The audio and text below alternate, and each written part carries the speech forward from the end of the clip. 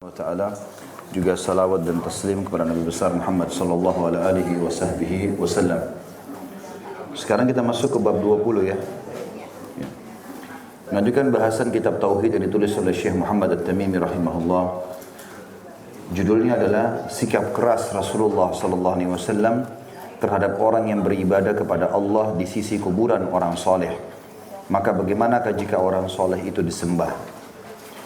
Disebutkan dalam hadis Bukhari Muslim dari Aisyah dan Ummu Salamah, atau dari Aisyah radhiyallahu anha, bahwasanya Ummu Salamah radhiyallahu anha menceritakan kepada Rasulullah sallallahu alaihi wasallam tentang gereja dengan rupaka-rupaka yang ada di dalamnya yang dilihatnya di negeri Habasyah atau di Ethiopia.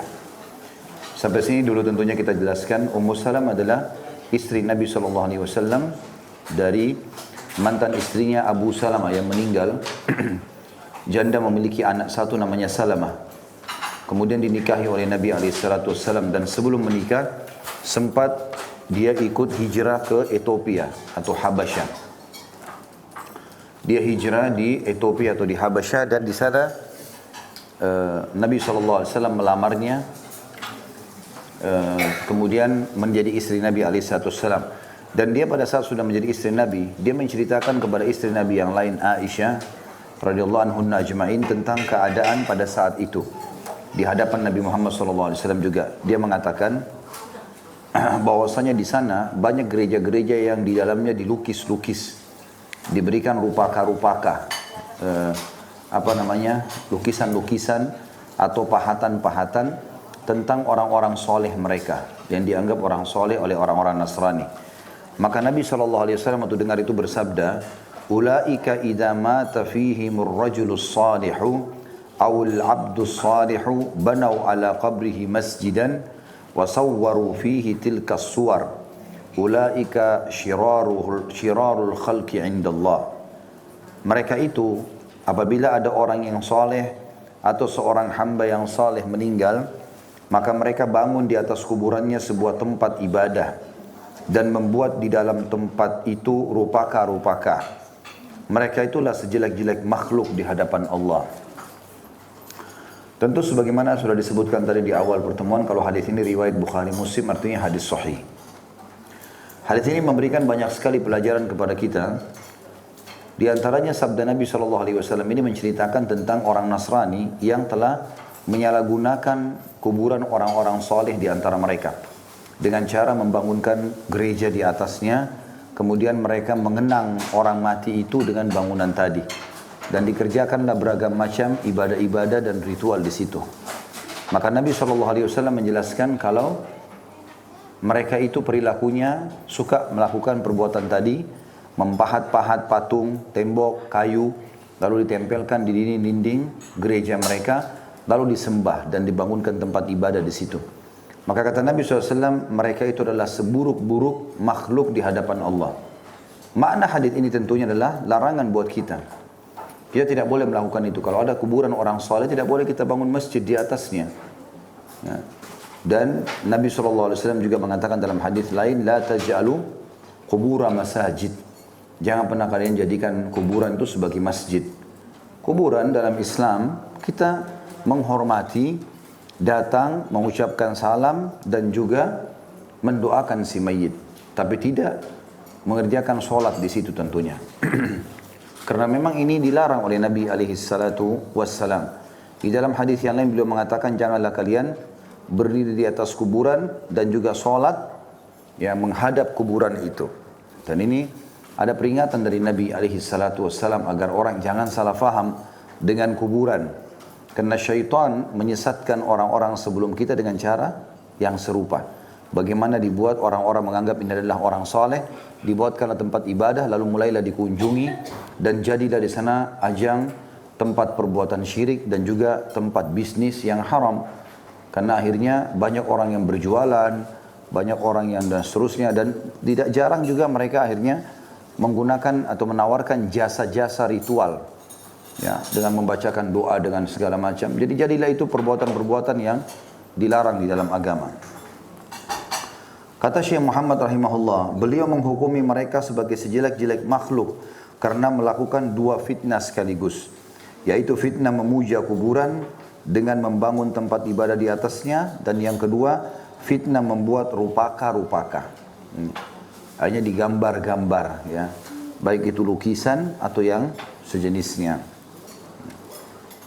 Al-Bukhari dan Muslim meriwayatkan dari Aisyah radhiyallahu anha, ia berkata, tatkala Rasulullah SAW hendak diambil nyawanya, maka beliau pun segera menutupkan kain di atas mukanya. Lalu beliau buka lagi kain itu tatkala terasa menyesakkan nafas. Ketika beliau dalam keadaan demikian, beliau bersabda, la'natullahi 'alal yahudi wan nasara ittakhadhu qubur anbiya'ihim masajid. Semoga Allah melaknat, atau semoga laknat Allah dilimpahkan kepada Yahudi dan Nasrani, mereka menjadikan kuburan nabi-nabi mereka sebagai tempat ibadah. Yang dimaksud adalah mereka lakukan ritual-ritual di situ yang tidak diperintahkan di dalam syariat. Tentu kalau kita datang ke kuburan, kita ucapkan salam, kita mendoakan, itu boleh saja menziarahi kubur, gitu kan? Kita mengantar jenazah, ibadah. Tapi jangan ditambah-tambah sehingga akhirnya menjadi banyak sekali ritual yang dikerjakan di kuburan itu. Ini kita sayangkan sekali karena banyak orang tidak faham, dan akhirnya sampai pada tingkat mengambil tanahnya, diambil berkahnya, ditaruh air, diinapkan berapa hari, yang tidak pernah sama sekali dicontohkan di dalam syariat kita. Bahkan Aisyah radhiyallahu anha, ini sudah pernah saya sebutkan pertemuan sebelumnya, masih hidup lebih dari 30 tahun setelah meninggalnya Nabi SAW. Ya. Tidak pernah sekalipun atau ada satu riwayat yang menjelaskan Aisyah membuka rumahnya yang di dalamnya ada kuburan Nabi SAW, sambil mengatakan kepada para sahabat, datanglah, ambillah tanahnya, ya, taruhlah air di sini, datanglah duduk di sini, melakukan ritual-ritual zikir. Belum pernah sama sekali. Dan kalau Rasulullah SAW sendiri sahabat tidak kerjakan itu, bagaimana dengan orang selain Rasulullah SAW? Tidak ada yang lebih mulia daripada beliau.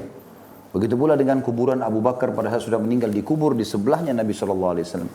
Umar meninggal dikubur di sebelahnya Abu Bakar. Dan 3 orang mulia ini tidak pernah ada satupun riwayat, enggak sahabat, enggak juga tabi'in, enggak juga tabi'in yang datang lalu mengambil tanah mereka atau melakukan ritual-ritual khusus.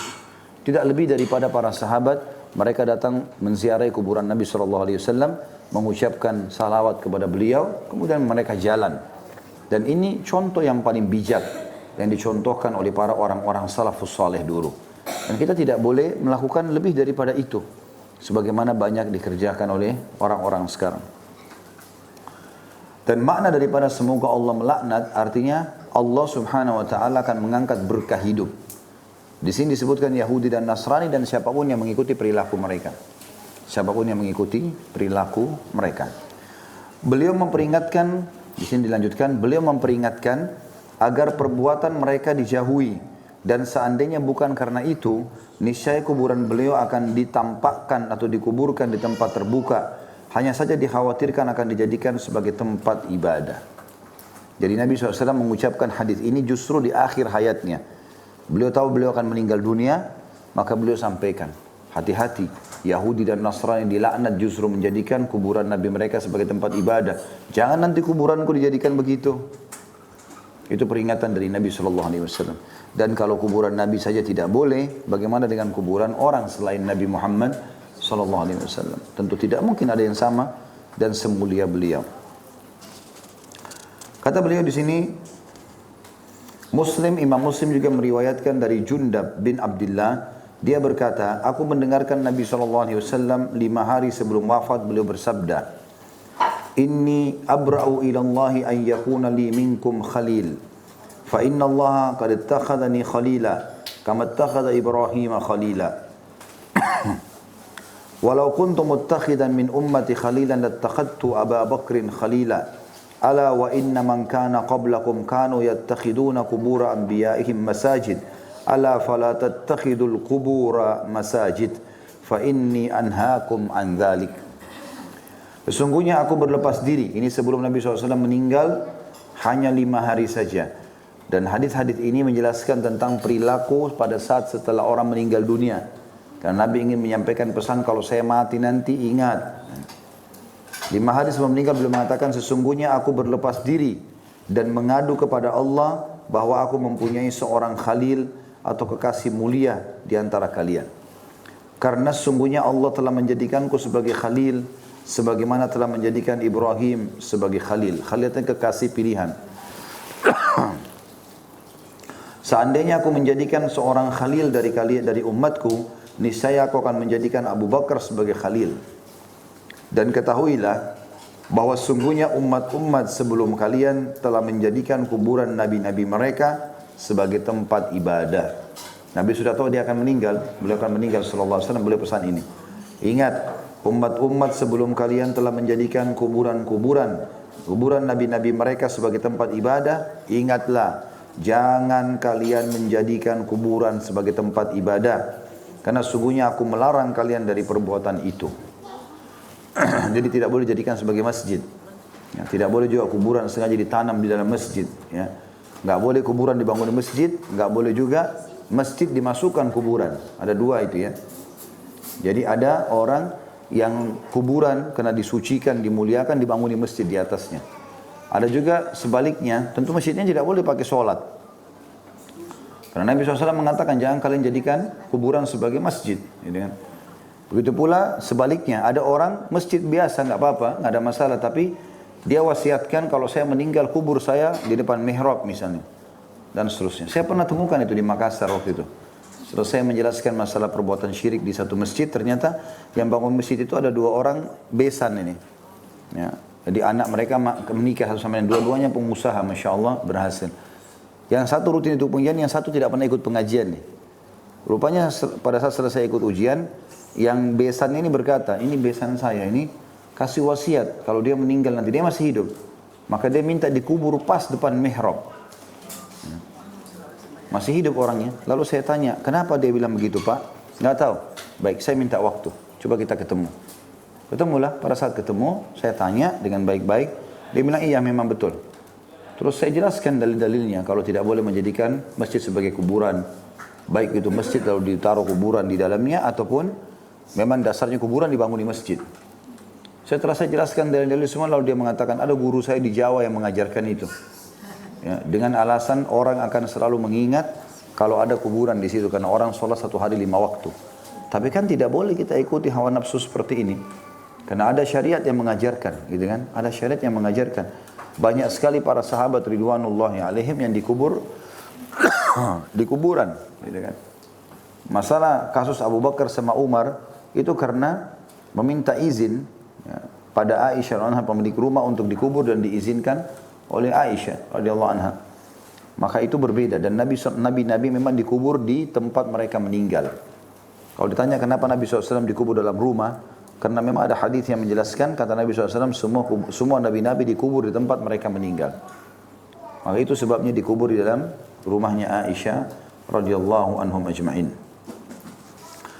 Kata beliau, Rasulullah SAW menjelang akhir hayatnya, sebagaimana dalam hadis Jundab, telah melarang umatnya untuk menjadikan kuburan sebagai tempat ibadah. Kemudian tak kala nyawanya hendak diambil sebagaimana hadis Aisyah, beliau melaknat orang-orang yang melakukan perbuatan tersebut.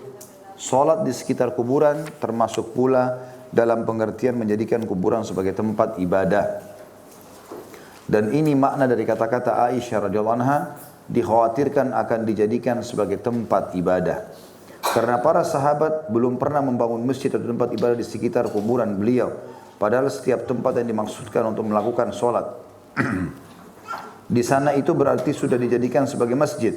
Bahkan setiap tempat yang dipergunakan untuk sholat disebut masjid.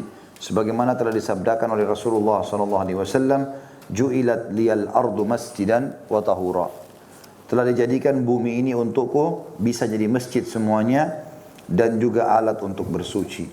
Artinya kita membangun masjid di mana saja, yang penting tanahnya bukan tanah sengketa yang halal, maka boleh kita bangunkan masjid. Dalam hadis Imam Ahmad meriwayatkan hadis secara marfu dengan sanad jayyid atau bisa diterima.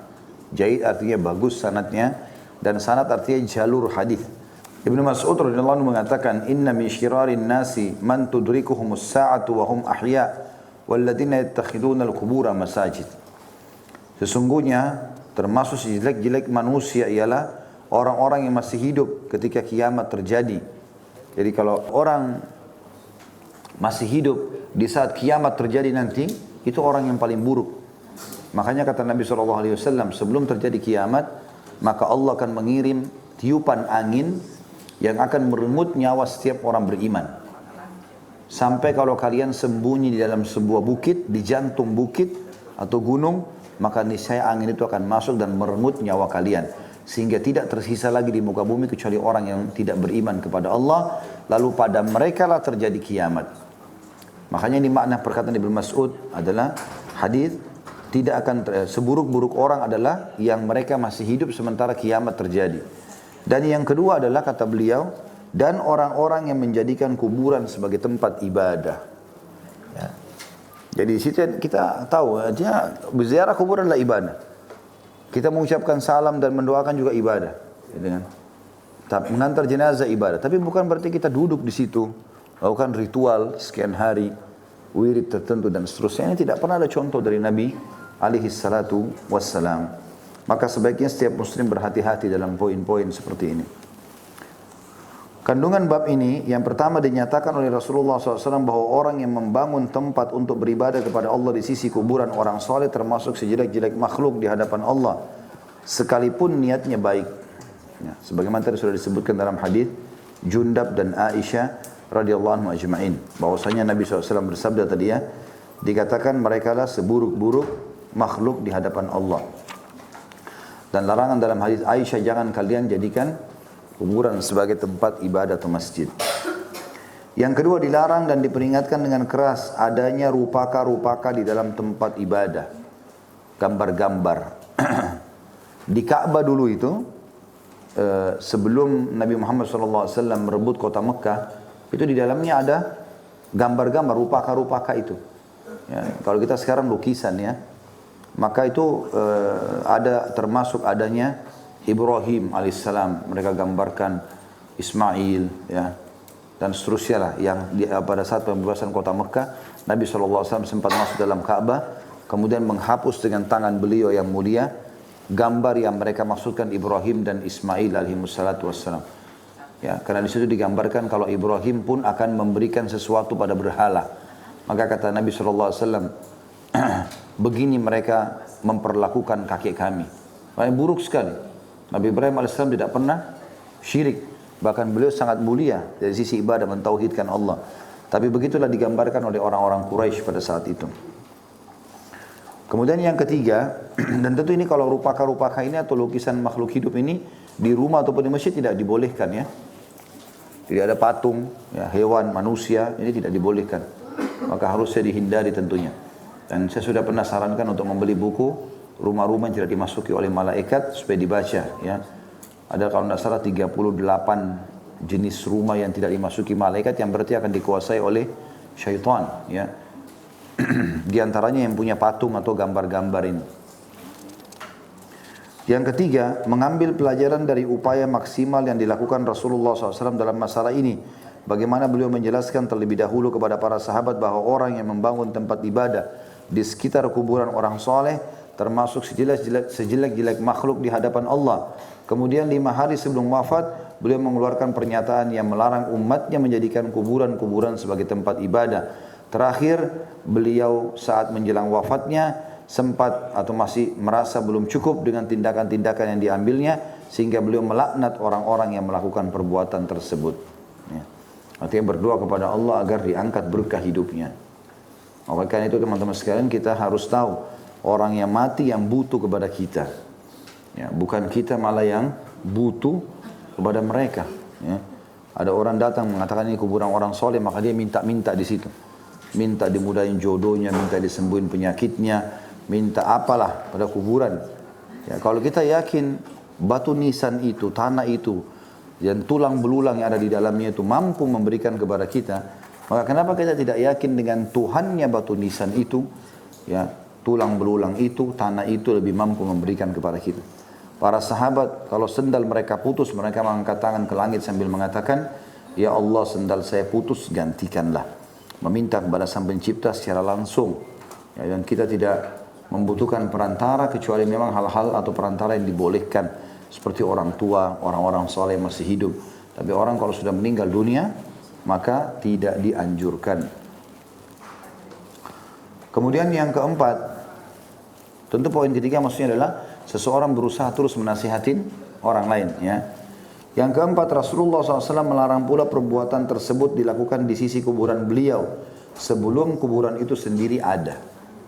Jadi Nabi masih hidup, Nabi sudah larang. Dan jangan kalian jadikan kuburan, ya, termasuk kuburan Nabi SAW sebagai tempat ibadah. Saya sudah jelaskan tadi, di zaman Nabi SAW, di zaman Khulafaur Rasyidin, sahabat pun, zaman tabi'in belum pernah ada yang menjadikan kuburan Nabi SAW sebagai tempat-tempat ibadah. Ya. Terkecuali di waktu-waktu tertentu pada saat memang terjadi kelalaian di beberapa fase. Ya. Sebelum berdirinya kerajaan Saudi sempat ada bangunan besar di Baqi, di kuburan para sahabat, dan terjadi juga perbuatan-perbuatan atau praktek yang mengajak kepada kesyirikan. Yang akhirnya setelah berdiri kerajaan Saudi itu diberantas semuanya dan dimurnikan kembali kepada ajaran Nabi alaihi salatu wassalam. Kemudian selanjutnya yang kelima, menjadikan kuburan nabi-nabi sebagai tempat ibadah merupakan tradisi orang Yahudi dan Nasrani. Dan kita tahu kita dilarang mengikuti tradisi Yahudi dan Nasrani. Ya. Kita dilarang mengikuti mereka. Yang keenam, Rasulullah SAW melaknat mereka karena perbuatan mereka itu. Maksudnya melaknat, memohon kepada Allah agar diangkat berkah hidupnya. Ya. Yang ketujuh, beliau melaknat orang-orang Yahudi dan Nasrani dengan perbuatan mereka itu dengan maksud untuk memperingatkan kita agar menghindari perbuatan semacam ini terhadap kuburan beliau sallallahu alaihi wasallam. Nah, saya sudah pernah ceritakan tentunya di kuburan Nabi Muhammad sallallahu alaihi wasallam itu kalau selesai musim haji ada saja ditemukan macam-macam tulisan. Ya, karena dilempar kertas di dalam kuburan Nabi SAW. Dari lubang yang kita bisa lihat itu kalau sedikit saja lalai petugasnya dilempar kertas. Nanti ada dalam bahasa Indonesia, bahasa Urdu, bahasa Inggris, isinya ya Rasulullah sembuhin penyakit saya, ya Rasulullah mudahin jodoh saya, ya Rasulullah begini dan begitu. Kalau Rasulullah SAW hidup ini sudah dimarahin, gitu kan. Nah, mereka selalu disuruh minta kepada Allah Subhanahu Wa Taala. Nabi SAW ajarkan kepada Ibnu Abbas radhiyallahu anhu, kita sudah belajar di bab sebelumnya, gitu kan. Yang Nabi SAW mengatakan, hai anak kecil, kalau kau minta tolong hanya minta tolong kepada Allah. Kalau kau punya hajat hanya sampaikan kepada Allah. Dan ketahuilah kalau satu kaum ingin menyusahkanmu, maka mereka tidak akan pernah menimpahkan kecuali yang sudah dicatatkan untukmu. Dan ketahuilah kalau seandainya satu kaum ingin memberikan kepadamu manfaat, tidak akan sampai padamu kecuali yang sudah Allah tentukan. Telah diangkat pena untuk mencatat takdir dan telah kering tulisan yang ada di buku atau Lauhil Mahfuz itu. Tidak akan berubah takdirnya Allah Subhanahu wa ta'ala. Selanjutnya di poin ke-8 ya. Alasan tidak ditampakkannya kuburan beliau tidak dikuburkan di tempat terbuka adalah karena dikhawatirkan akan dijadikan sebagai tempat ibadah. Yang ke-9, pengertian tanda kutip menjadikan kuburan sebagai tempat ibadah ialah melakukan suatu ibadah seperti sholat di sisi kuburan, sekalipun tidak dibangun di atasnya sebuah tempat ibadah. Jadi nggak boleh sholat di kuburannya sendiri, itu ada larangan ya. Kemudian yang ke-10, Rasulullah SAW menghubungkan antara orang yang menjadikan kuburan sebagai tempat ibadah dengan orang yang masih hidup ketika hari kiamat terjadi adalah untuk memperingatkan bentuk perbuatan yang merupakan jalan menuju syirik sebelum terjadi. Di samping banyak syirik adalah akhir keadaan di dunia ini. Yang dimaksud dengan poin ke-10 adalah Rasulullah SAW ingatkan sebelum terjadi. Jangan loh, saya masih hidup, tapi kalau saya meninggal jangan jadikan kuburanku sebagai tempat ibadah. Bahkan larangannya lebih umum, jangan jadikan semua kuburan sebagai tempat ibadah. Ya. Dan ini kita sayangkan sekali sampai dijadikan sebagai sebuah proyek ya. Jadi ada orang meninggal, saya pernah dibahasakan sendiri itu.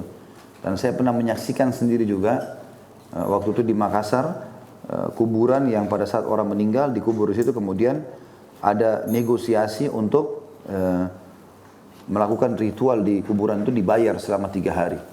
Nginap orang itu di situ. Ya. Dia kerjakan segala macam jenis ibadah untuk si mayit itu. Ya. Padahal sebenarnya melakukannya bukan di kuburan, melakukannya boleh saja. Kita sedekah misalnya, kita melakukan ibadah-ibadah yang dibolehkan, haji dan umrah, itu di luar. Tapi duduk di kuburan, nginap di situ, belum pernah ada perintah seperti ini. Tapi subhanallah ada saja orang yang melakukannya. Yang ke-11, khutbah yang disampaikan oleh Rasulullah SAW pada waktu 5 hari sebelum wafat mengandung bantahan terhadap kedua kelompok yang mereka itu adalah ahli bid'ah yang paling jelek. Bahkan sebagian ulama menyatakan bahwa mereka itu di luar 72 golongan dari umat Islam, yaitu Rafidah dan Jahmiyah. Ya. Kita bisa di situ ada footnote nomor 67, Rafidah adalah salah satu sekte dari aliran Syiah. Ya, tidak semua Syiah, tapi Syiah Rafidah ini disorotin. Mereka bersikap berlebih-lebihan terhadap Ali dan Ahlul Bait, dan mereka menyatakan permusuhan terhadap sebagian besar sahabat, khususnya Abu Bakar sama Umar. Kemudian Jahmiyah, ada footnote nomor 68, adalah aliran yang timbul pada akhir khilafah Bani Umayyah. Disebut demikian karena disebutkan pada tokoh yang bernama Jaham bin Safwan At-Tirmidzi yang terbunuh pada tahun 128 Hijriah. Di antara pendapat aliran ini adalah menolak kebenaran adanya asma dan sifat bagi Allah. Allah tidak punya nama-nama dan sifat. Karena menurut anggapan mereka asma dan sifat adalah ciri khas makhluk. Maka apabila diakui dan ditetapkan untuk Allah, berarti menyerupakan Allah dengan makhluknya. Padahal Allah menyebutkan dalam Al-Quran, A'udzubillahi minasyaitonirrajim, walillahil asma'ul husna fad'uuhu biha. Allah memiliki nama-nama yang husna, yang mulia, maka gunakan dalam doa-doa kalian. Tapi kelompok Jahmiyah menolak, mengatakan tidak ada nama-nama dan sifat Allah. Yang ke-12, Rasulullah SAW adalah manusia biasa, merasakan beratnya sakaratil maut.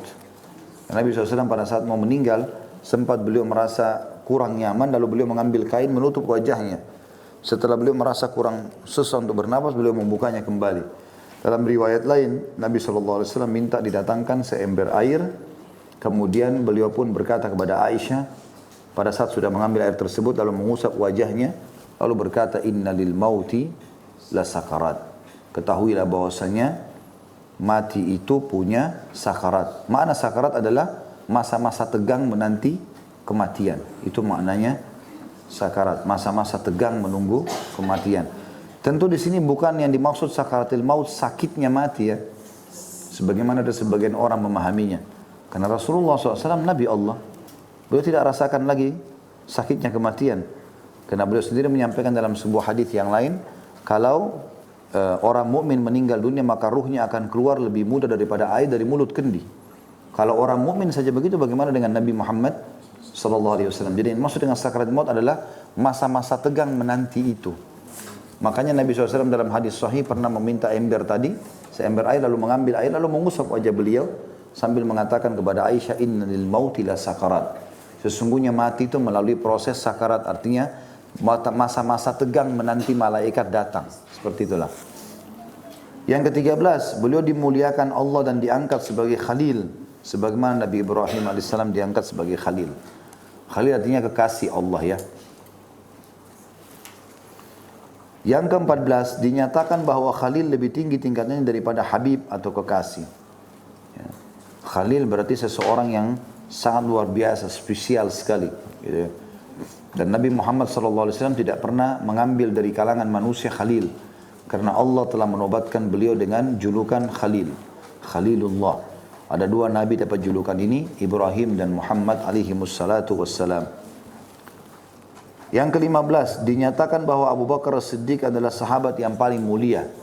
Karena Nabi SAW bilang, kalau saya boleh memilih di antara manusia Khalil, maka saya akan pilih Abu Bakar. Dalam riwayat dikatakan, tapi dia adalah sahabat dan saudaraku.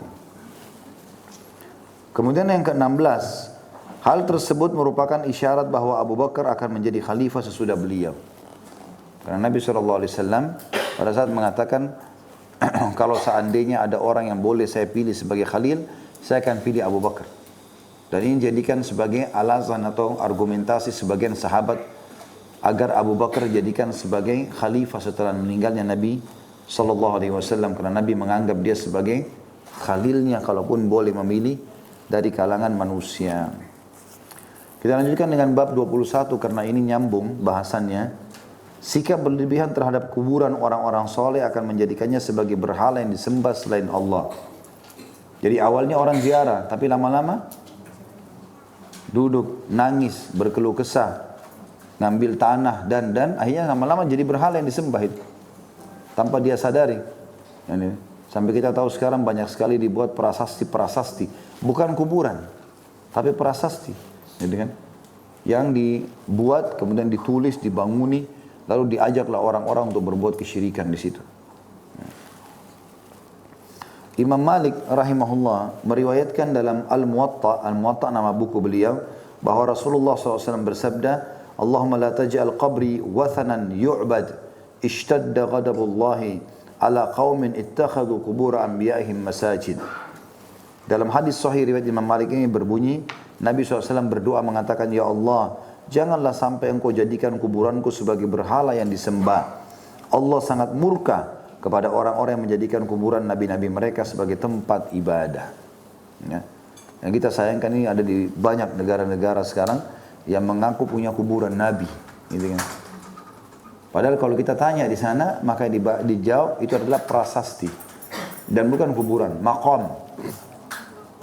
Ya, pada saat saya lagi bimbing umrah plus Palestina plus Aqsa, maka waktu Tur City rata-rata yang kita datangin itu jadi yang dianggap makamnya Nabi Musa, Nabi Sulaiman, Nabi Yunus, ya, Nabi Ibrahim, ya, Nabi Ishaq. Ini semua kalau ditanya maka jawabannya orang Palestina sendiri itu adalah makam. Saya sampai tanya sendiri waktu datangi masjid yang ada di situ yang dianggap kuburannya Nabi Yunus. Saya bilang sama yang pengurus masjidnya, ini kuburan. Dia bilang bukan, ini hanya makam. Jadi kayak semacam mengenang saja, kenangan, ya. Maka ini yang terjadi. Ini juga masuk dalam masalah hadis tadi yang kita sebutkan rupaka-rupaka itu. Jadi dibentuk-bentuk, padahal tidak ada. Akhirnya orang-orang awam yang tidak mengerti mengira itu kuburan, gitu kan? Mulailah mereka minta-minta di sana. Ditaruhlah celengan dan seterusnya. Ya. Jadi di sini perhatikan sabda Nabi SAW, Allah sangat murka kepada orang-orang yang menjadikan kuburan nabi-nabi mereka sebagai tempat ibadah. Dan subhanallah, kata sebagian ulama, tidak ada kuburan nabi satupun di muka bumi yang diketahui pasti tempatnya kecuali kuburan Nabi Muhammad SAW. Tidak ada satupun yang pasti, itu nggak ada. Cuma terkaan. Sampai waktu Nabi Muhammad SAW pun ditanya tentang oleh para sahabat, di mana kuburannya Musa alaihissalam, Nabi Muhammad SAW cuma mengatakan dari atas bukit yang jaraknya sesuai dengan lemparan batu saja di bawah bukit itu. Dan Nabi SAW tidak pernah bilang, kunjungilah kuburan saudaraku Yunus di sini, kunjungilah kuburan ayahku Ibrahim di sini misalnya. Tidak pernah ada penyampaian. Kalau memang itu adalah bagian daripada agama, kenapa Nabi SAW tidak sampaikan kepada kita? Kenapa enggak ditunjukin kuburan si fulan, datangilah. Kan bisa jadi syariat, ibadah gitu kan. Tapi malah terbalik. Nabi SAW mengatakan, perhatikan, beliau berdoa mengatakan, Ya Allah, jangan engkau jadikan kuburanku sebagai berhala yang disembah. Nanti akhirnya orang jadi bergantung pada tempat itu. Allah sangat murka kepada orang yang menjadikan kuburan nabi-nabi mereka sebagai tempat ibadah. Jadi nabi siapapun tidak boleh. Diriwayatkan oleh Ibnu Jarir dengan sanadnya dari Sufyan dari Mansur, bahwasanya berkenaan dengan firman Allah dalam surah An-Najm ayat 19, A'udzu billahi minasyaitonir rajim. Afara'aitumul Lata wal Uzza. Terangkanlah kepadaku wahai kaum musyrikin tentang berhala yang kamu anggap sebagai anak perempuan Allah, yaitu Al-Lat dan Uzza. Jadi orang-orang Quraisy buat patung, itu patung seperti patung perempuan. Lalu mereka bilang ini patungnya malaikat. Ya, yang mereka anggap malaikat adalah anak perempuannya Allah. Lalu mereka namakan Al-Lat dan Uzza. Mujahid berkata, Al-Lat adalah orang yang dahulunya mengadukkan tepung dengan air atau minyak untuk para jemaah haji. Setelah meninggal, mereka pun senantiasa mendatangi kuburannya. Sampai akhirnya disembah, dibuatin patung untuk mengenang kesolehannya dia, karena buatkan makanan buat jemaah haji. Akhirnya sampai diminta-mintakin dan disembah selain Allah subhanahu wa ta'ala. Demikian pula tafsir Ibnu Abbas radhiyallahu anhu sebagaimana dituturkan oleh Abul Jauza. Dia itu pada mulanya adalah orang yang mengaduk tepung untuk para jemaah haji. Juga diriwayatkan dari Ibnu Abbas radhiyallahu anhu, ia berkata, la'ana Rasulullah SAW zairatil kuburi wal muttakhidina 'alaiha al-masajida was suruj. Hadis ini disebutkan oleh ahli sunan. Rasulullah SAW melaknat kaum wanita yang menziarahi kuburan serta orang-orang yang membuat tempat ibadah dan memberikan penerangan lampu di atas kuburannya. Potongan pertama hadis ini tentang masalah Rasulullah SAW melaknat kaum wanita ziarah kubur, ini kata ulama sudah mansukh, terhapus secara hukum dengan hadis Nabi yang lain yang berbunyi, kuntu nahaitukum an ziyaratil kubur fazruha fa inna tudzakir akhirah. Dulu di Mekah aku pernah melarang kalian menziarahi kubur, maka sekarang ziarahilah, karena dia mengingatkan tentang akhirat. Maka ulama sepakat mengatakan wanita sudah boleh ziarah kubur. Awalnya di Mekah dilarang, tapi setelah fase Madinah dan sampai menjelang hari kiamat dibolehkan. Maka potongan pertama hadis ini terjawab dengan hadis yang tadi saya sebutkan. Tapi potongan terakhirnya mengatakan serta orang-orang yang membuat tempat ibadah dan memberi penerangan lampu di atas kuburan, ini tetap berlaku. Itu tidak dibolehkan, gitu kan? Hanya orang pasangin marmer, pasangin pagar, lampu, bangunan, tidak pernah dicontohkan oleh Nabi SAW, tidak pernah juga diperintahkan. Siapa yang tidak mengenal di antara muslimin syuhada Badr? Siapa yang tidak mengenal syuhada Uhud? Ada lebih mulia daripada mereka? Kenapa Nabi SAW tidak banguni bangunan waktu meninggal? Nabi kubur, bahkan dalam satu kubur dikerumpuk beberapa orang. Seperti Amr bin Jamuh dan Abdullah bin Amr bin Haram radhiyallahu anhu majma'in dikubur satu kuburan. Dan itu tanah saja, ditaruh batu di bagian kepalanya. Jadi tidak ada bangunan khusus. Kenapa Rasulullah tidak suruh bangun saja? Apakah Rasulullah tidak faham masalah ini? Tentu saja faham. Ya. Maka kita harus faham dan engah dengan masalah ini. Jangan sampai kita keliru, gitu kan? Lebih baik biaya-biaya yang kita keluarkan untuk itu dikasih, berikan Al-Quran, bagikan kepada para penghafal Al-Quran, wakafin di masjid atas nama si mayyit, kan?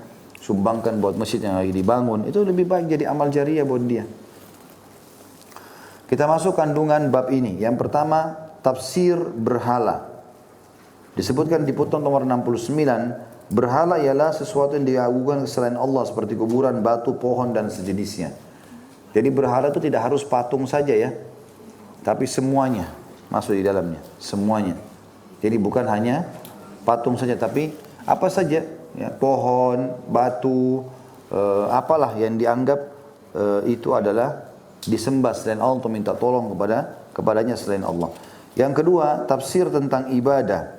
Ada putun nomor 70, mengagungkan kuburan dengan dijadikannya sebagai tempat melakukan ibadah adalah termasuk pengertian ibadah yang dilarang oleh Rasulullah sallallahu alaihi wasallam. Yang ketiga, Rasulullah SAW dengan doanya itu tidak ada lain hanya memohon kepada Allah supaya dihindarkan dari sesuatu yang dikhawatirkan terjadi pada umatnya sebagaimana telah terjadi pada umat-umat sebelumnya, yaitu sikap berlebihan terhadap kuburan beliau yang akhirnya kuburan beliau akan menjadi berhala yang disembah. Dari Nabi ingatkan ini, mulai dari kuburanku ya, jangan sampai lakukan itu. Begitu juga kuburan yang lainnya. Kalau kuburan Rasulullah SAW tidak boleh, maka kuburan yang lain lebih tidak boleh. Ya. Bahkan ada sebagian orang subhanallah menulis, buat web sendiri judulnya alumnis ya, kuburan. Ya, menganggap memang tempat kuburan itu adalah tempat yang datang untuk minta-minta segala macam. Dan terlalu banyak pelanggaran yang terjadi subhanallah. Minta uang, minta ini, minta itu. Ya. Yang keempat, dalam doanya itu, beliau sebutkan pula perbuatan menjadikan kuburan para nabi sebagai tempat ibadah. Artinya beliau menyebutkan kalau minta agar jangan sampai kuburan beliau dijadikan sebagai tempat ibadah sebagaimana nabi-nabi sebelumnya. Yang kelima, bahwa Allah sangat murka terhadap orang-orang yang menjadikan kuburan para nabi sebagai tempat ibadah. Yang keenam, di antara masalah yang sangat penting untuk dijelaskan dalam bab ini ialah pengetahuan histori tentang penyembah Al-Lat, berhala terbesar orang-orang jahiliyah. Dia adalah orang soleh yang dianggap tadinya membuat adonan makanan dan dibagi cuma-cuma kepada jemaah haji. Waktu dia meninggal mau dikenang. Bagaimana supaya dia terkenang? Dibuat patung. Awalnya tidak disembah, tapi generasi itu mati, datang generasi setelahnya, maka mulailah mereka menyembahnya. Sampai akhirnya di zaman Nabi SAW sudah disembah luar biasa. Dianggap Allah itu adalah sesuatu yang luar biasa. Sampai ada satu keyakinan orang Quraisy, kalau mereka bersumpah atas nama Lat dan Uzza, mereka ketakutan kalau bohong, dia bisa kena hukuman, kualat. Ya. Makanya pendeta Nasrani yang bernama Bahira, yang pada saat melihat Nabi SAW bersama kafilah Abu Sufyan sampai di dekat gerejanya, lalu dia panggil semuanya mampir makan. Nah, dia heran lihat kafilah ini, dan dia tahu itu zaman keluarnya Nabi. Kenapa kafilah ini dinaungi oleh awan? Dan pada saat istirahat di bawah pohon-pohon kurma, pohon kurmanya pada nunduk semua. Rupanya kelompok kafilah Abu Talib tidak ngerti masalah itu. Kelompok Abu Talib tidak mengerti. Dan di situ ternyata ada Nabi SAW dan umurnya masih 12 tahun waktu itu. Maka Bahira pun mengatakan kepada stafnya di gereja, buatin makanan yang banyak, undang orang-orang kafilah ini secara khusus. Kayaknya masa keluarnya Nabi, dia mau tahu. Diundanglah semuanya makan, waktu lagi makan, Bahira perhatikan satu persatu wajah mereka, nggak ada ciri kenabian yang dia mau cari ini. Nah, dia tanya, apakah masih ada di antara kalian yang tidak hadir? Lalu kata mereka, ada satu anak kecil, Nabi Muhammad SAW. Waktu itu belum jadi Nabi, umur 12 tahun. Maka kata Bahira, saya mau temuin, boleh? Boleh, silakan. Nabi SAW rupanya karena anak kecil, tradisi mereka waktu itu anak kecil tidak boleh ikut makan sama orang dewasa. Ya. Itu dalam Islam ini tidak boleh. Kita duduk makan sama anak kecil, sama anak-anak kita, itu bagian daripada perintah agama. Yang jelas, Bahira dekati dia lalu berkata, melihat Nabi SAW dari ciri wajahnya mirip dengan disebutkan dalam Injil. Lalu dia mengatakan, saya bertanya kepadamu hai anak kecil atas nama Lat dan Uzza. Lat dan Uzza tadi nama itu, orang pembuat adonan roti itu. Lalu kemudian dimuliakan oleh Quraisy lalu sampai disembah. Dan orang Quraisy kalau bersumpah atas nama Lat dan Uzza, takut kualat kalau bohong. Maka dia mengatakan, Bahira bilang, dia tahu masalah itu.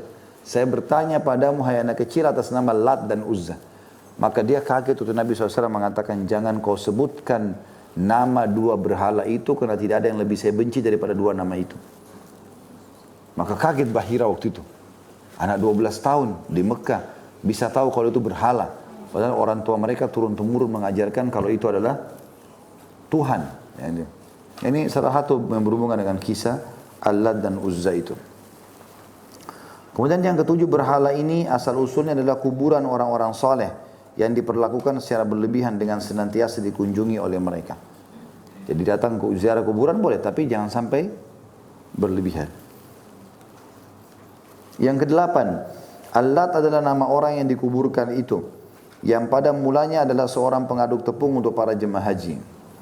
Yang kesembilan, Rasulullah SAW melaknat wanita penziarah kubur, yang sudah saya jelaskan tadi masalah itu. Dan yang ke-10, beliau juga melaknat orang-orang yang memberikan penerangan lampu di atas kuburan. Ini semua diambil dari hadis-hadis yang sudah kita sampaikan. Baik, tentu kalau ada pertanyaan silakan disiapkan ya. Kita akan tutup dengan bab 22 yang judulnya upaya Nabi Muhammad SAW dalam menjaga kemurnian tauhid dan menutup segala jalan yang mengantarkan kepada syirik. Beranjak daripada surah At-Taubah ayat 128.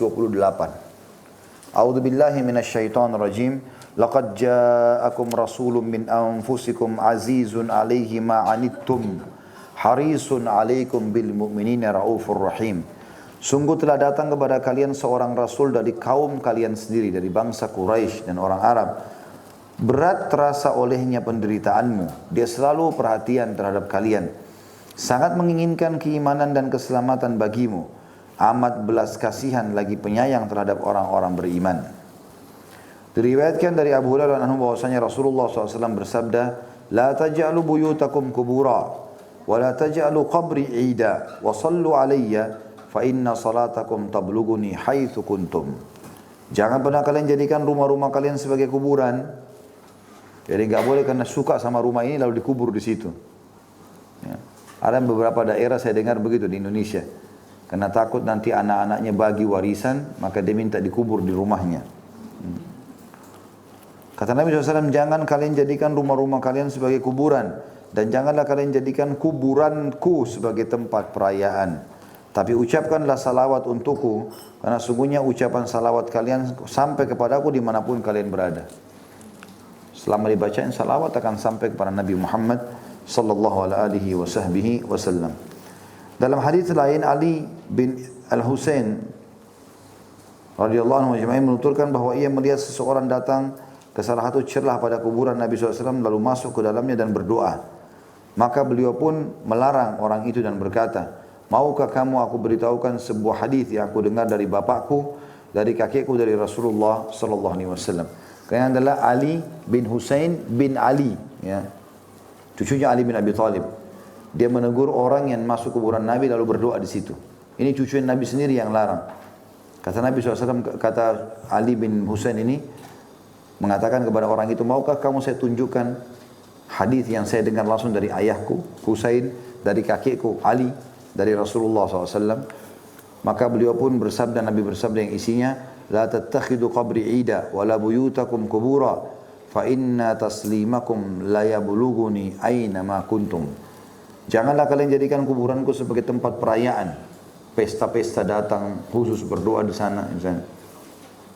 Dan janganlah kalian jadikan rumah-rumah kalian sebagai kuburan, tapi ucapkanlah doa salam kepadaku, karena sungguhnya doa salammu sampai kepadaku dimanapun kalian berada. Jadi artinya kalau kita datang ke kuburan Nabi SAW, bacakan salawat kepada Nabi SAW. Kita masuk kandungan bab ini. Yang pertama tafsir ayat surah Al-Bara'ah atau surah At-Taubah. Dan tadi sudah kita jelaskan At-Taubah 128 itu ya. Kemudian yang kedua, Rasulullah SAW telah memperingatkan umatnya dan menjauhkan mereka sejauh-jauhnya dari syirik. Serta beliau telah menutup setiap jalan yang menjurus kepada syirik. Artinya menyekutukan Allah Subhanahu wa ta'ala. Yang ketiga, Rasulullah SAW sangat menginginkan keimanan dan keselamatan kita. Dan amat berbelas kasih lagi penyayang. Sebagaimana dijelaskan dalam surah At-Taubah 128 tadi.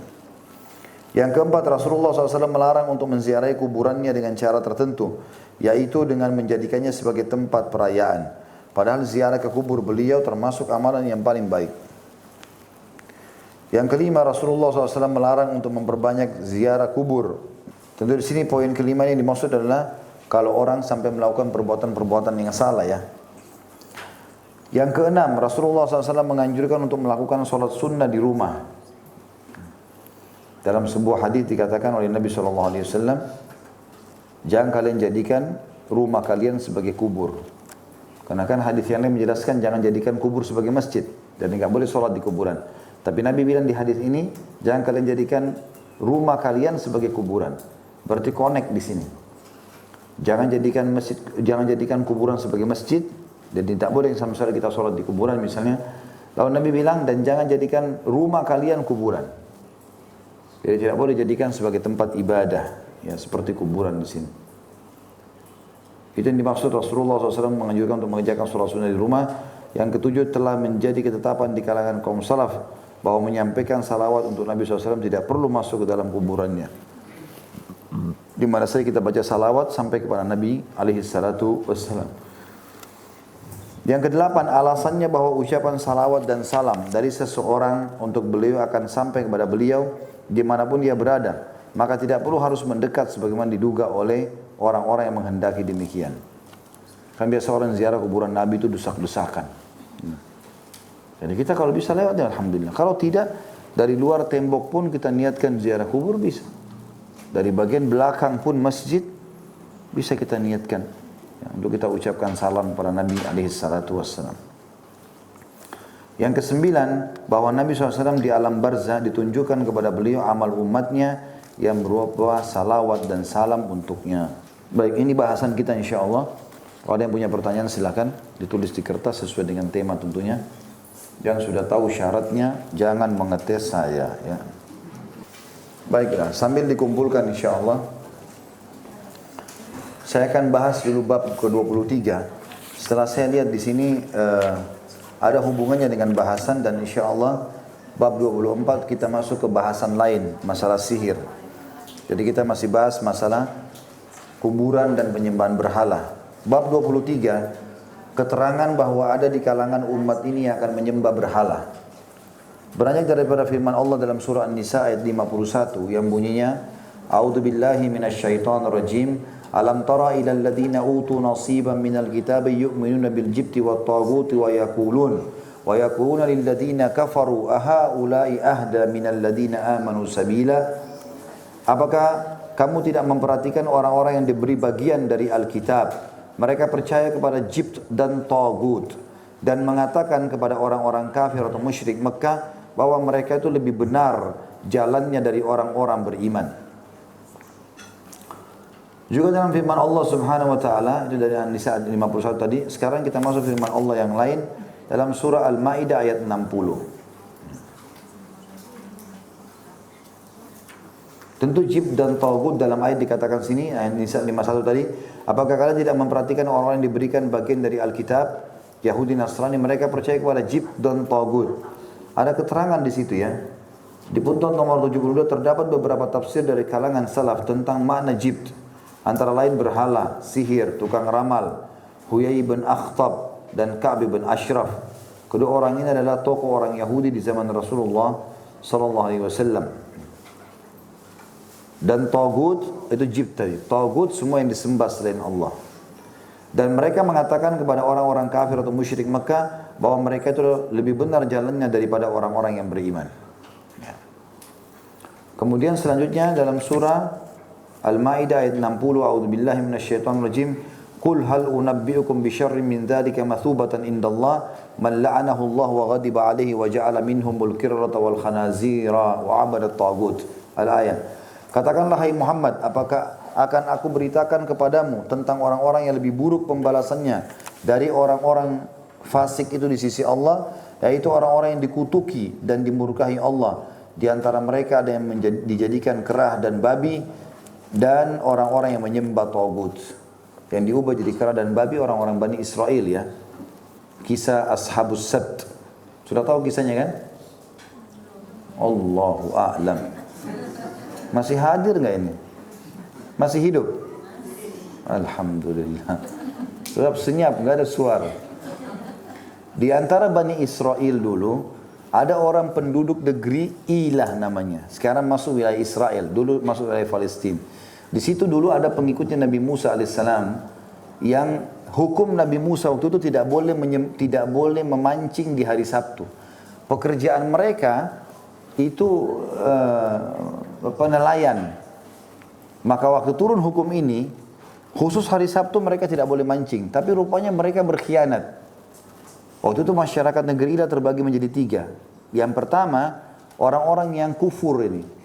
Mereka tidak mancing hari Sabtu, tapi mereka pasang jala malam Sabtu. Baru mereka panen hari Ahad. Waktu ditanya, kalian melanggar? Enggak, kami enggak mancing. Tapi tetap mengambil. Mau mencari jalan supaya jadi halal. Maka ada kelompok kedua memungkiri itu. Orang-orang beriman dari Bani Israel. Enggak boleh, haram ini. Jangan dilakukan. Gitu kan. Rupanya datang kelompok ketiga, orang beriman juga tapi mereka bukan melarang kelompok pertama. Mereka bukan ikut-ikut sama kelompok kedua. Jangan lo, nggak boleh. Ingatin kelompok pertama, tidak. Mereka datang menahan kelompok kedua. Sambil berkata, udahlah nggak usah dinasihati, nanti masuk neraka juga tuh. Ya, mereka tidak mau berdakwah. Mereka malah menahan orang-orang yang berdakwah. Maka akhirnya Allah Subhanahu Wa Taala uji mereka. Setiap hari Sabtu, ikan meluap datang. Hari Sabtu itu sampai penuh pinggir pantai. Ikan-ikan besar pun mereka tinggal pegang sama tangan mereka bisa diangkat ke rumahnya. Tidak pakai jala. Tapi selain hari Sabtu, ikannya nggak ada, harus naik kapal. Diuji oleh Allah. Allah ceritakan dalam surah Al-A'raf itu. Al-A'raf ayat 163 sampai 167. Tentang masalah kisah Ashabus Sabt. Ya. Al-A'raf 163 sampai 167. Itu menceritakan, nanti dibaca di rumah itu ya. Tapi yang jelas di situ diceritakan oleh Allah SWT tentang kejadian mereka. Nah, akhirnya Allah datangkan hukumannya. Yang dihukum sama Allah kelompok pertama tadi yang tetap mau mancing, sama kelompok ketiga yang bukannya melarang kelompok pertama tapi melarang kelompok kedua. Kelompok kedua tadi yang melarang itu. Lalu kemudian kelompok kedua diselamatkan oleh Allah. Nah, dua kelompok ini, kelompok pertama sama ketiga, Allah kutuk mereka selama 3 hari mereka berubah jadi babi dan kera. Dikutuk, baru Allah binasakan. Makanya yang dimaksud di sini Dalam ayat Al-Quran surah Al-Ma'idah ayat 5, perhatikan ya. Allah mengatakan, saya ulangi lagi terjemahannya, katakanlah, apakah akan aku beritahukan kepada kalian tentang orang-orang yang lebih buruk pembalasannya dari orang-orang fasik itu di sisi Allah, yaitu orang-orang yang dikutuki dan dimurkai Allah. Di antara mereka ada yang dijadikan kera dan babi, dan orang-orang yang menyembah tagut. Itu makna tadi menyembah atau diubah jadi kera dan babi. Makanya orang Yahudi diberikan julukan saudaranya kera dan babi. Itu julukan disebutkan. Ya, itu disebutkan dalam beberapa riwayat. Surah Al-Kahfi ayat 21 juga berbunyi, A'udzu billahi minasyaitonir rajim, qala alladziina ghalabu ala amrihim lanattakhidanna 'alaihim masjida. Orang-orang yang berkuasa atas urusan 7 orang Ashabul Kahfi, mereka berkata, sesungguhnya kami akan menjadikan sebuah rumah peribadatan di atasnya. Jadi karena mereka temukan kuburannya Ashabul Kahfi, mereka membangun masjid di atasnya. Padahal itu tidak boleh, gitu kan? Tapi Allah ceritakan bagaimana pelanggaran itu terjadi. Dalam hadis yang merincikan ayat-ayat tadi yang kita bacakan 3 itu, dan sesuai dengan judul, kalau akan ada dari umat ini yang ikut sembah berhala. Padahal sudah jelas ajaran Allah dan Rasulnya alaihissalam tidak boleh menyembah berhala. Termasuk kuburan-kuburan, pohon-pohon yang dikeramatkan dan seterusnya tidak boleh meminta pertolongan pada mereka. Itu termasuk berhala-berhala. Dari Abu Sa'id Al-Khudri radhiyallahu anhu bahwa Rasulullah SAW bersabda, "Latattabi'unna sunana man kana qablakum hadwal kuzzati bil kuzzati hatta law dakhalu juhra dhabbin la dakhaltumuhu." Qalu ya Rasulullah al-yahud wan nasara? Qala faman? Hadis ini riwayat Bukhari Muslim. Sungguh kalian dari umat ini, kita sekarang, naudzubillah, ini jangan sampai kita termasuk di antaranya, tapi ada di antara umat ini, Nabi SAW, sungguh kalian akan mengikuti dan meniru tradisi umat-umat sebelum kalian, bagaikan bulu anak panah yang serupa dengan bulu anak panah yang lain. Mereka Yahudi Nasrani. Salah satu tadi yang disebutkan dalil sebelumnya, mereka menjadikan kuburan nabi-nabi mereka seperti atau sebagai masjid, kan gitu. Nabi bilang kalian akan menyerupai mereka nanti dari kita ini, sampai seperti samanya anak-anak panah. Ya, kita nggak bisa bedain yang mana anak panah yang satu yang lainnya. Umat Islam sama mereka ada yang sama. Sampai kalau mereka masuk ke dalam liang biawak, lubang biawak, niscaya kalian akan ikut ke dalamnya juga. Para sahabat bertanya, wahai utusan Allah, apakah yang anda maksud Yahudi dan Nasrani? Kata Nabi SAW, lalu siapa lagi? Ya. Kita ikuti tradisi pakaiannya, tradisi makannya, tradisi pernikahannya, tradisi ekonominya, semua kita ikutin. Nah, akan ada yang ikutin tuh. Ada juga umat Islam tidak, tetap berpegang pada syariat mereka. Tapi di sini yang disinggung adalah masalah kuburan itu, ya, karena mereka mengkultus kuburan.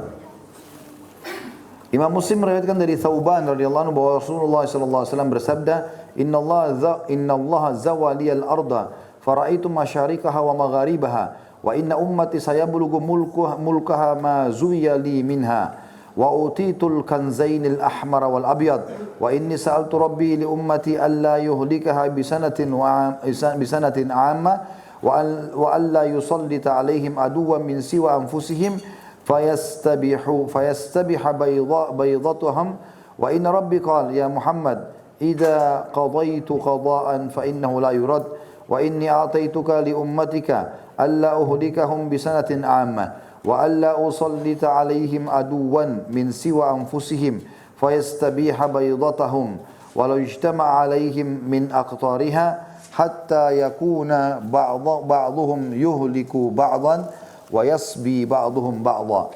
Sesungguhnya kata Nabi SAW, Allah telah membentangkan bumi kepadaku sehingga aku dapat melihat belahan timur dan belahan baratnya, dan sungguhnya umatku kekuasaannya akan mencapai belahan bumi yang telah dibentangkan kepadaku itu. Dan aku diberi 2 perbendaharaan simpanan, merah dan putih, maksudnya Imperium Persia dan Romawi, takluk di tangan kaum muslimin. Aku meminta kepada Tuhanku untuk umatku agar mereka jangan dibinasakan dengan peceklik yang berkepanjangan, dan jangan dikuasai kepada musuh selain dari kaum mereka sendiri, sehingga musuh itu nantinya akan merampas seluruh negeri mereka. Lalu Tuhanku berfirman, hai Muhammad, bila aku telah menetapkan sesuatu keputusan, maka ketetapan itu tidak akan diubah lagi. Dan sungguhnya aku telah memberikan kepadamu untuk umatmu bahwa aku tidak akan membinasakan mereka dengan peceklik yang berkepanjangan, dan tidak akan menjadikan seorang musuh berkuasa atas mereka selain dari kaum mereka sendiri, sehingga nantinya musuh itu akan dapat merampas seluruh negeri mereka, sekalipun manusia yang ada di seluruh belahan bumi berkumpul menghadapi mereka, sampai umatmu sendiri sebagian dari mereka menghancurkan sebagian yang lain dan sebagian mereka menawan sebagian yang lain. Jadi hadis ini menjelaskan kepada kita tentang bagaimana Nabi SAW meminta kepada Allah Subhanahu wa taala 3 hal dan dikabulkanlah 2, dan yang satu Allah Subhanahu wa taala menyampaikan bahwasanya tidak akan binasa umat, apa di antara yang diterima oleh Allah, tidak akan ada kaum yang menyiksakan umatmu sekaligus diperangi semuanya, tapi mereka akan terjadi pembunuhan di antara mereka satu sama yang lain. Kata para ulama, yang dimaksud dengan kecuali umatmu sebagian umatmu menghancurkan sebagian yang lain dan menawan sebagian yang lain adalah karena perbuatan syirik yang mereka lakukan. Syirik, bid'ah, kalau dinasihatin tidak mau dengar, akhirnya ribut, gitu kan, satu sama yang lain. Yang satu mengingatkan, yang satu tetap ngotot untuk menghalalkan dan melakukannya. Hadis ini diriwayatkan pula oleh Al-Barqani dalam sahihnya dengan tambahan, wa inna ma akhafu ala ummatil a'immatal mudillin wa idza waqa 'alaihimus sayfu lam yurfa ila yaumil qiyamah wa la taqumus sa'atu hatta yalhaqa hayyun min ummati bil musyrikin wa hatta ta'buda fi'amun min ummatil awthan wa innahu sayakunu fi ummati kadzdzabuna thalathun kulluhum yaz'umu annahu nabiy wa ana khatamun nabiyyin la nabiyya ba'di wa la tazalu ta'ifatun min ummati 'alal haqqi mansuratan la yadurruhum man khadalahum hatta ya'tiya amrullahi tabaraka wa ta'ala. Dan yang aku khawatirkan, kata Nabi SAW, terhadap umatku tidak lain adalah para pemimpin yang menyesatkan. Mereka tidak ngerti hukum, main ngomong saja, atau menyampaikan peraturan-peraturan yang tidak mengikuti hukum Allah. Dan apabila pertumpahan darah telah menimpa umatku, maka tidak akan berakhir sampai hari kiamat. Kiamat tidak akan terjadi sebelum ada satu kaum dari umatku mengikuti orang-orang musyrik dan beberapa kelompok dari umatku menyembah berhala. Dan sungguhnya akan ada di antara umatku 30 pendusta, semuanya mengaku sebagai nabi. Padahal aku adalah penutup para nabi, tidak ada nabi lagi sesudahku. Sungguh pun demikian akan tetap ada dari umatku segolongan yang tegak membela al-haq dan mendapat pertolongan dari Allah. Mereka tidak tergoyahkan oleh orang-orang yang menghinakan mereka sampai datang keputusan Allah yang maha berkah dan maha tinggi. Ini menandakan tentunya nanti akan ada di antara umat ini memang yang menyembah berhala, melakukan perbuatan syirik, menghalalkan apa yang telah diharamkan, termasuk tadi minta-minta pada kuburan dan seterusnya. Dan kalau diingatkan tidak mau dengar, ya. Itu sudah disampaikan Nabi SAW. Tapi nanti akan ada di golongan umat beliau yang tetap bertahan dengan kebenaran, lalu meluruskan semua kesalahan-kesalahan itu. Ya. Dan Allah berikan pertolongan dalam menyampaikan kebenaran. Ya, semoga insya Allah kita termasuk itu. Kemudian kandungan bab ini tafsir ayat surah An-Nisa sudah kita jelaskan dari di awal pertemuan. Tafsir surah Al-Maidah juga sudah, tafsir surah Al-Kahfi. 3 ayat pertama yang sudah kita bacakan terjemahannya tadi di awal. Yang keempat, masalah penting sekali, yaitu apa pengertian iman kepada jibt dan tagut. Apakah sekedar percaya dalam hati atau mengikuti orang-orangnya sekalipun membenci barang-barang tersebut dan mengerti akan kebatilannya. Dan sudah dikatakan tadi jibt adalah bisa masuk dalamnya Huyai bin Akhtab dan juga disebutkan tadi di awal bab itu Ka'ab bin Ashraf, 2 orang pimpinan Yahudi yang dituhankanlah istilahnya oleh orang-orang Yahudi pada zaman itu. Sementara tagut semua yang disembah selain Allah Subhanahu wa taala. Yang kelima, sebagai buktinya apa yang dikatakan ahli kitab kepada orang-orang kafir kaum musyrikin Mekah bahwa mereka lebih benar jalannya daripada orang-orang beriman. Jadi rupanya waktu akan terjadi perang Ahzab, Huyai bin Akhtab, orang Yahudi yang dituakan atau dimuliakan oleh orang-orang Yahudi itu, menyusun pasukan mengajak semua suku-suku Arab pada saat itu untuk menyerang Madinah. Tidak terkecuali, ayo kita serang Madinah. Maka mereka pun berkumpul semua untuk menyerang Madinah. Dan mereka menunjuk Quraisy, tepatnya Abu Sufyan sebagai pimpinan perang. Yang waktu itu dari 10.000 pasukan kuda, 4.000 dari Quraisy. Berarti Quraisy memang memiliki 40% pasukan pada saat itu.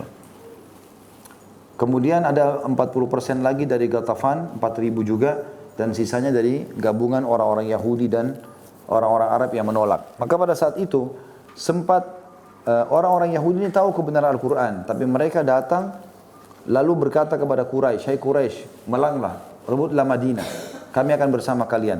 Lalu kata Abu Sufyan, "Kira-kira menurut kalian, hai orang-orang Yahudi, kalian kan juga mengaku Tuhan kalian Allah, kalian mengaku juga punya Nabi, sebagaimana umat Islam punya Nabi. Siapa yang benar, kami atau orang Islam?" Maka orang-orang Yahudi mengatakan, "Tentu kalian." Untuk membenarkan perilaku, padahal Yahudi tahu itu salah. Itu makna daripada poin kelima. Sebagai buktinya, apa yang dikatakan ahli kitab kepada orang-orang kafir kaum musyrikin Mekah bahwa mereka lebih benar jalannya daripada orang-orang beriman.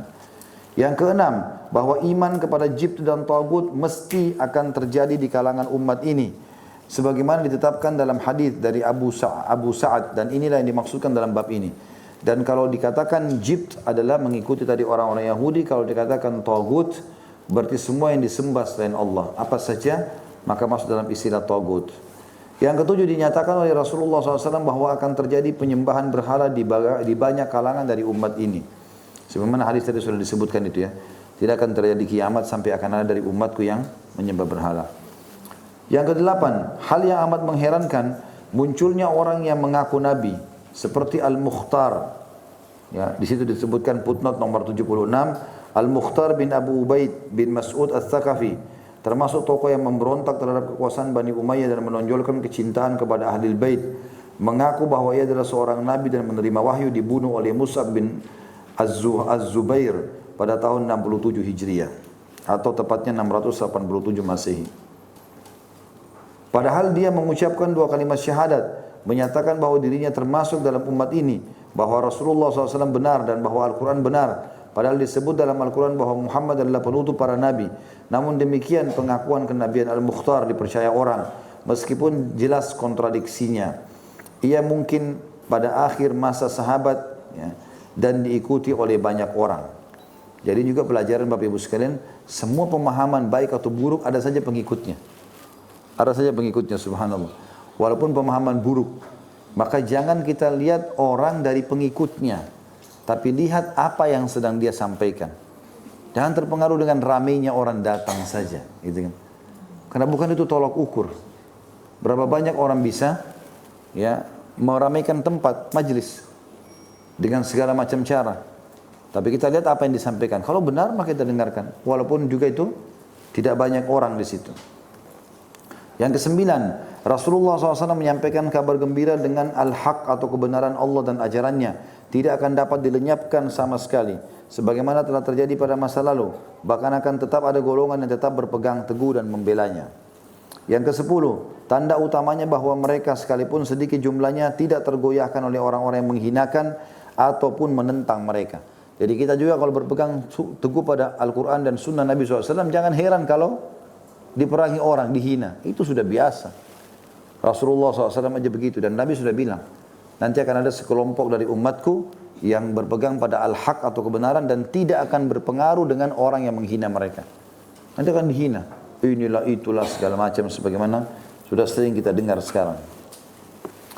Kemudian dikatakan di poin nomor 11 bahwa kondisi ini tetap berlangsung sampai hari kiamat nanti.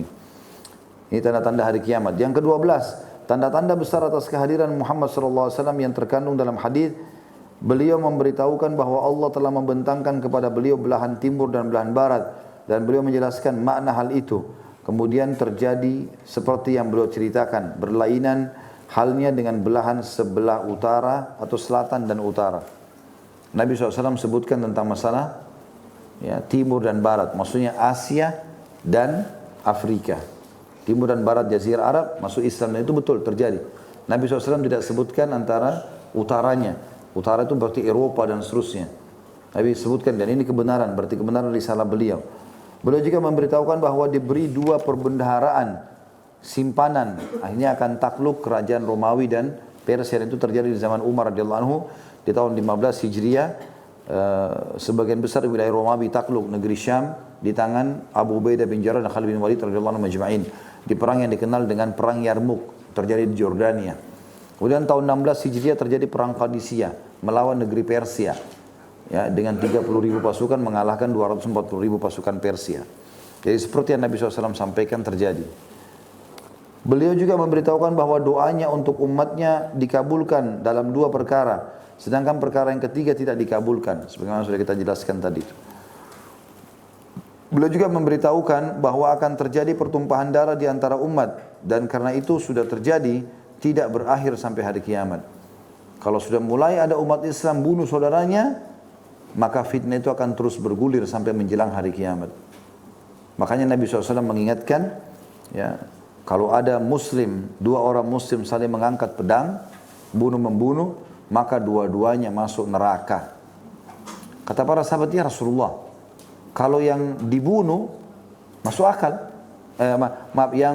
Yang membunuh masuk akal, masuk neraka, dia membunuh. Bagaimana dengan orang yang dibunuh? Kata Nabi SAW, kalau dia tidak terbunuh, dia akan bunuh rivalnya. Berarti dua-dua sudah niat saling membunuh, dan itu muslim, tidak boleh, haram. Hindari saja pertengkaran dengan mereka. Tidak usah bertengkar dengan sama muslim. Beliau juga memberitakan akan muncul orang-orang yang mengaku sebagai nabi dari umat ini, tapi palsu semua. Ya. Maaf, ada sebelumnya beliau memberitahukan bahwa sebagian umat ini akan menghancurkan sebagian yang lain, dan sebagian mereka menawan sebagian yang lain. Ini sudah sering terjadi dulu ya. Kerajaan ini memerangi kerajaan itu, sama-sama muslim, sana takbir sini takbir. Ya. Kemudian beliau memberitahukan bahwa akan tetap ada segolongan dari yang tegak membela kebenaran dan mendapat pertolongan dari Allah. Dan itu semua benar-benar terjadi persis seperti apa yang beliau beritakan, padahal masing-masing berita tersebut sangat di luar jangkauan akal. Yang ke-13, apa yang beliau khawatirkan terhadap umatnya hanyalah para pemimpin yang menyesatkan. Kalau sudah ada pemimpin yang salah ini, orang bodoh memimpin ini jadi kacau semuanya. Ya. Makanya kata Nabi SAW, yang aku paling khawatirkan dari umatku adalah zallatu alimin. Jadi orang alim yang tergelincir. Dia dapat julukan, tapi dia ustadz, kiai, segala macam, tapi sesat. Menyesatkan orang lain. Itu bahaya sekali. Kata Nabi SAW akan muncul nanti menjelang hari kiamat ulama ulama yang buruk. Mereka dapat julukan ulama tapi mereka buruk. Mereka sesat dan menyesatkan. Nah, itu dalam hadis dikatakan begitu. Yang terakhir, yang ke-14, perlu diperhatikan makna dari penyembahan berhala. Jadi tidak harus patung, tapi semua yang berhubungan dengan masalah yang disembah selain Allah bisa dikatakan itu adalah berhala. Allahu a'lam. Baik, begini saja insyaallah bahasan kita. Karena sudah azan, kita tutup sampai sini dan insyaallah sampai ketemu lagi di Rabu akan datang dengan bahasan masalah sihir. Subhanakallahumma bihamdika asyhadu an la ilaha illa anta astaghfiruka wa atubu ilaik. Wassalamualaikum warahmatullahi wabarakatuh.